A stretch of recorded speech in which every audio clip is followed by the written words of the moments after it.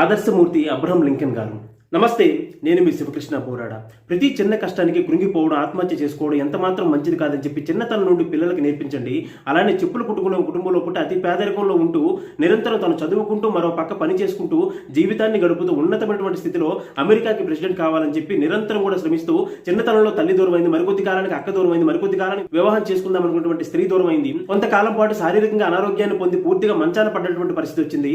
ఆ తర్వాత మరొకరిని వివాహం చేసుకుంటే పుట్టినటువంటి మొదటి సంతానం దూరమైంది. ఇలా ఎన్నో కష్టాలు అనుభవించినప్పటికీ కూడా ఎంత మాత్రం కూడా తన లక్ష్యాన్ని విడిచిపెట్టకుండా నిరంతరం ప్రయత్నిస్తూ చివరికి 100 ఓట్ల తేడాతో వైస్ ప్రెసిడెంట్ పదవి ఓడిపోయినప్పటికీ కూడాను ఎంత మాత్రం నిరాశ చెందకుండా ప్రయత్నం చేసి చివరికి అమెరికా ప్రెసిడెంట్ అయ్యారు. చెప్పులు కుట్టుకునే కుటుంబంలో అతి పేదరికంలో పుట్టి అమెరికా ప్రెసిడెంట్ అవడం వరకు, పుట్టిన దగ్గర నుంచి మరణించినంత వరకు అత్యంత దారుణమైనటువంటి కష్టాలు ధైర్యంగా ఎదుర్కొని ఎలా ముందుకు సాగారో పిల్లలకు నేర్పిస్తే మనం పడుతున్నటువంటి కష్టాలు ఏమాత్రం అని చెప్పేసి వాళ్ళలో ధైర్యం పెంపొందించుకొని ముందుకు సాగుతారు. అలా తయారు చేద్దాం, మంచి సమాజాన్ని తీర్చిదిద్దుదాం. ధన్యవాదాలు. జై హింద్.